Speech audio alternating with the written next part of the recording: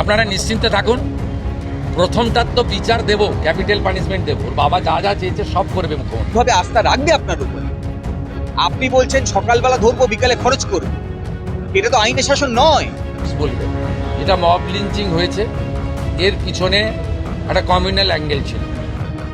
আপনি তো মব লিঞ্চিংকে সরাসরি ইন্ধন জুগিয়েছেন।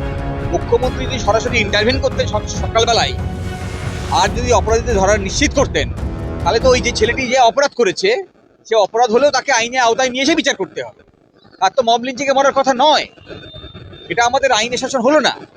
আমরা চাই না কেউ মব লিঞ্চিংয়ে মরুক, আমরা চাই আইনের শাসন প্রতিষ্ঠিত হোক। তাহলে আপনি যদি সকালে ইন্টারভেন করতেন, পুলিশকে নির্দেশ দিতেন, তাই তো অপরাধী পালাতো না। আর অপরাধী না পালালে জনরোষ বাড়তো না, জনরোষ না বাড়লে এই ধরনের ঘটনা ঘটতো না। এখন আপনি আগামী দিনে প্রতিবাদীদের ধরছেন, নাকি অপরাধী শুভেন্দু অধিকারী মমতার বিরুদ্ধে যে অভিযোগগুলো নিয়ে রাস্তায় লড়েছিল, তিনি ক্ষমতায় এসে ঠিক মমতার পথ প্রদর্শন যে পথ দেখিয়ে গেছেন, সেই পথ ধরেই উনি চলছেন। এবং বোধহয় খুব সঙ্গত কারণেই, কারণ এক দলেই ছিলেন, তারই নেত্রী ছিল, নেত্রী যা শিখিয়ে এসেছিলেন সেদিন, আজকে মুখ্যমন্ত্রী সেদিন সেটাই গিয়ে রূপায়ণ করছেন। কিভাবে তদন্ত আগাচ্ছে, যদি আইনের দায়িত্ব উনি পালন করতে না পারেন, তাহলে বাকিটা আমরা বুঝে নেব। পুলিশ যদি তার যে দায়িত্ব ছিল তা পালন করত, তাহলে ধর্ষণই হতো না। আমার যে ঘটনা আমি জানতে পেরেছি, যে অভিযোগ জানানোর পরও পুলিশ বাড়ি থেকে বা থানা থেকে নড়েনি। আমি খুশি হতাম যদি অভিযোগ পাওয়ার সঙ্গে সঙ্গে পুলিশ চারিদিকে খুঁজতে শুরু করত এবং অপরাধ সংঘটিত হওয়ার আগে মেয়েটিকে উদ্ধার করত।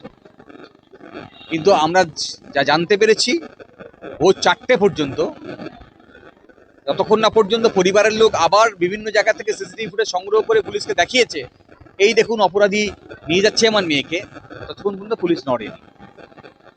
ফলে পুলিশের দায়িত্বই হচ্ছে, কোথাও অপরাধের খবর যদি হয়, যে অপরাধ সংঘটিত হতে পারে, তাহলে সঙ্গে সঙ্গে ইন্টারভেন করা এবং অপরাধ যাতে সংঘটিত না হয় তা দেখা, প্রিভেন্ট করা। তারপরেও সমাজে অপরাধ আছে, সমাজে অপরাধ হতে পারে, এবং অপরাধ যদি হয় সঙ্গে সঙ্গে তা তদন্ত করা নিরপেক্ষভাবে এবং অপরাধের নথি সংগ্রহ করা। এখানে দেখলাম অপরাধী যে তাকে ধরলো দুষ্কৃতী, যা গ্রামবাসী ধরে দিল, হিন্দু মুসলিম খ্রিস্টান সবাই নির্বিশেষে, তারপরে পুলিশের বাড়ি থেকে সেই অপরাধী পালিয়ে যাচ্ছে। তাহলে একদিকে পুলিশ অপরাধ আটকাতে পারছে না, অপরাধ দমনে ব্যর্থ হচ্ছে, অপরাধীদেরকে গ্রেপ্তার করতে ব্যর্থ হচ্ছে, পাড়ার লোক যখন অপরাধীদের গ্রেপ্তার করে পুলিশের হাতে তুলে দিচ্ছে, তাদেরকে ছেড়ে দিচ্ছে, তাহলে এবং ছেড়ে দিচ্ছে বিজেপির নেতা তার নির্দেশে। তাহলে পুলিশের চলার কথা ছিল আইনের নির্দেশ মেনে, পুলিশ চলছে নেতার নির্দেশ মেনে। এইটা খুব বাজে লক্ষণ। দীর্ঘদিন ধরে এই ঘটনা চলছে পশ্চিমবঙ্গে, ক্ষমতার পরিবর্তন হয়েছে, কিন্তু এখন আমি যে দেখতে পাচ্ছি, শুভেন্দু অধিকারী মমতার বিরুদ্ধে যে অভিযোগগুলো নিয়ে রাস্তায় লড়েছিল, তিনি ক্ষমতায় এসে ঠিক মমতার পথ প্রদর্শন যে পথ দেখিয়ে গেছেন, সেই পথ ধরেই উনি চলছেন। এবং বোধহয় খুব সঙ্গত কারণেই, কারণ এক দলেই ছিলেন, তারই নেত্রী ছিল, নেত্রী যা শিখিয়ে এসেছিলেন সেদিন, আজকে মুখ্যমন্ত্রী সেদিন সেটাই গিয়ে রূপায়ণ করছেন। বিচার করতে গেলে আগে আপনাকে তার প্রমাণ করতে হয় যে আপনি নিরপেক্ষ। আপনি যখন থানা থেকে অপরাধীদেরকে মুক্ত করে দিচ্ছেন এবং তা শাসক দলের নেতার নির্দেশে, সেটাই প্রমাণ করে যে আপনি নিরপেক্ষ নন। এরপরে মানুষ কিভাবে আস্থা রাখবে আপনার উপরে? আপনি বলছেন সকালবেলা ধরবো বিকালে খরচ করব, এটা তো আইনের শাসন নয়। আমরা তো বলছি আইনের শাসন প্রতিষ্ঠা করুন। তাহলে আইনের শাসন প্রতিষ্ঠা করতে গেলে যা আইন আছে সেই আইন মেনে আপনার নথি সংগ্রহ করতে হবে, অপরাধীদের ধরতে হবে, তদন্ত শেষ করতে হবে এবং ট্রায়াল শেষ করতে হবে। এইটা আপনার কাজ, আপনি সে কাজ করছেন না। আপনি বলছেন সকালবেলা ধরে বিকালে খরচ করব।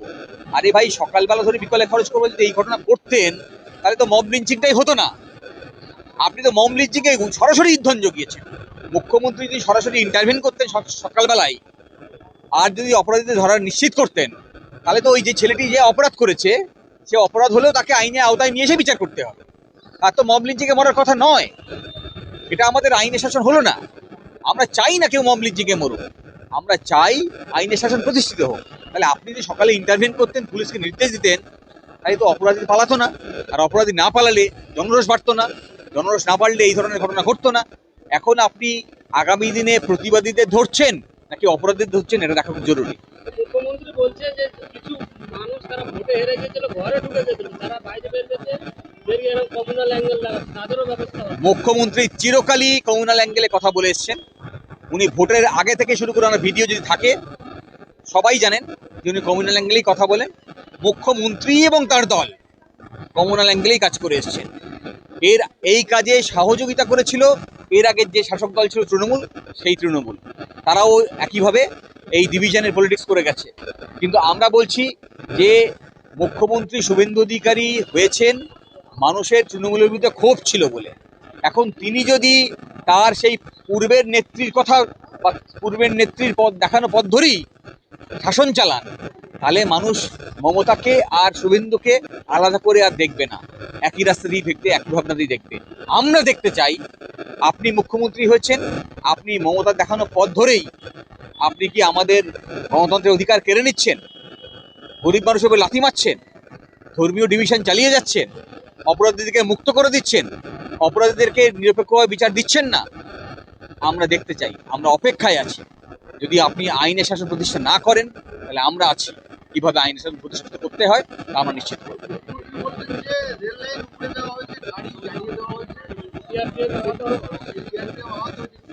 এই কাজ তো মুখ্যমন্ত্রী পুলিশ সহযোগিতা করেছে। পুলিশের ইন্ধন ছাড়া মানুষের জনরসু আর এই সব এই ধরনের ঘটনা যখন ঘটে না, তখন এজেন্ট প্রভোকিটার বলি আমরা থাকে।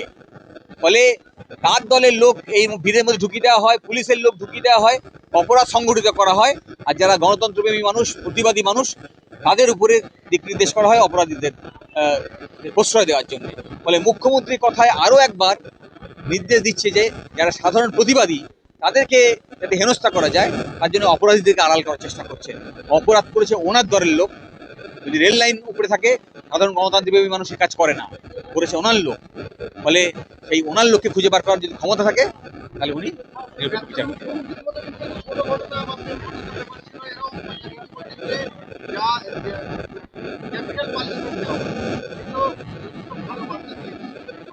ক্যাপিটাল পানিশমেন্ট আমরা চাই না।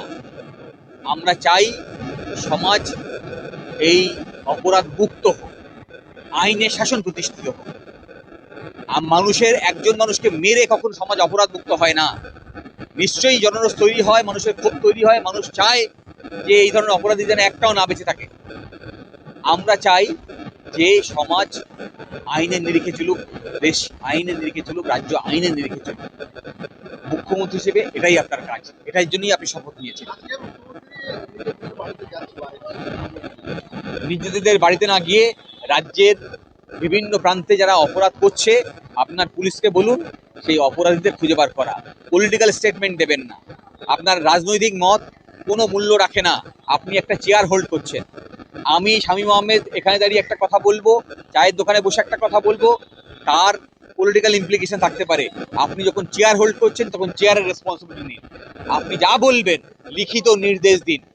পলিটিক্যাল স্টেটমেন্ট নির্যাতিতদের বাড়িতে গিয়ে বিভিন্ন প্রান্তে গিয়ে দিয়ে কোনো লাভ নেই। আমরা চাই রাষ্ট্র কি ব্যবস্থা নিচ্ছে, রাষ্ট্রের দায়িত্বে যিনি আছেন তার হাতে।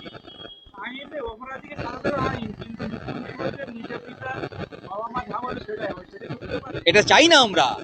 আমি চাই নিরপেক্ষ বিচার। নিরপেক্ষ বিচার কখনো নির্যাতিতার বাবা বলতে পারেন না। নিজেদের দাবি করতে পারেন যারা অপরাধীদের তাদের যাতে কঠোরতম সাজা হয়, সেই সাজা নিশ্চয়ই উনি দাবি করবেন। আমরা সেই দাবির সঙ্গে সহমত।